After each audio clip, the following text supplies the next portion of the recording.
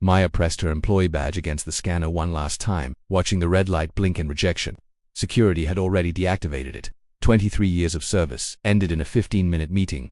Budget cuts, they said. Her hands trembled as she stuffed the badge into her purse alongside the contents of her desk drawer. The hospital corridor that had been her second home now felt like a stranger's house, cold and indifferent to her departure.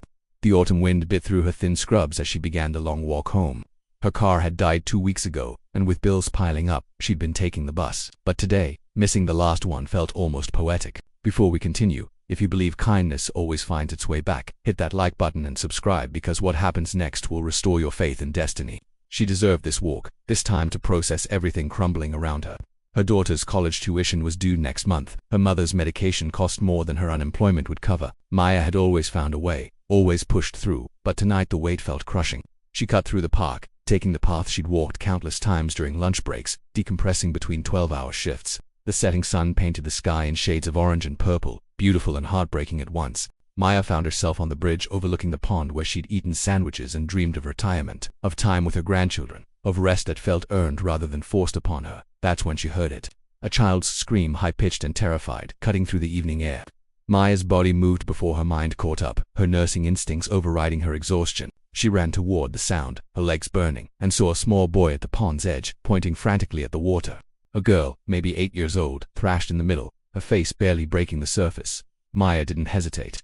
She kicked off her shoes and plunged into the icy water, gasping as the cold seized her chest. She swam hard, fighting against the shock, trying to paralyze her muscles. The girl went under just as Maya reached her, and she dove, grabbing blindly until her fingers found fabric. She pulled the child up, holding her head above water while swimming back with one arm, each stroke in agony. On shore, Maya immediately began CPR, her hands finding their rhythm automatically. 30 compressions, 2 breaths. 30 compressions, 2 breaths. The world narrowed to just this moment, this child, this chance to save a life. Water expelled from the girl's mouth, and she coughed, gasping for air. Maya rolled her into recovery position, checking her pulse, her breathing, whispering reassurances while the boy cried beside them. The sound of helicopter blades thundered overhead. Not one but two, their spotlights flooding the park with white light. And if you're wondering why helicopters are landing in a park, drop a comment with your guess, because this twist is absolutely incredible. Maya looked up confused as they landed nearby.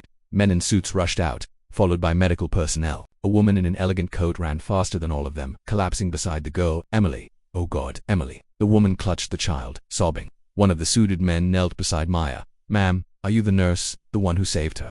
Maya nodded, shivering violently now, shock setting in. I'm a nurse. Was a nurse. Got fired today, actually. The man's eyes widened.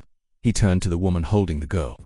Senator, this is her. The senator looked at Maya with tears streaming down her face.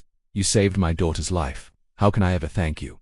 The next hours blurred together, warm blankets, medical checkups, questions from grateful parents and curious officials.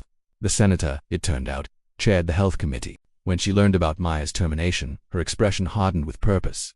3 days later, Maya received a call. Not only was her job reinstated with back pay, but the hospital had received emergency funding to prevent future layoffs. The senator had fought for it personally, crediting the nurse who'd sacrificed everything yet still dove into freezing water without hesitation. Maya's story became a rallying cry for healthcare workers everywhere. But what struck Maya most wasn't the job or the recognition. It was Emily's drawing, delivered by courier, a crayon sketch of 2 stick figures holding hands under a rainbow, with words in careful child's handwriting. Thank you for saving me. You're my hero. Maya hung it on her refrigerator next to her daughter's college acceptance letter and her mother's prescription list. She'd walked home that day thinking she'd lost everything, not knowing she was walking toward the moment that would define her life. Sometimes fate doesn't close doors. It leads you to bridges where miracles wait beneath the surface, where who you are matters more than what title you hold, where kindness returns in ways you never imagined possible. If this story touched your heart, share it with someone who needs to hear that their darkest moment might be right before their greatest miracle. And remember, the world needs more people like Maya. Be that person today.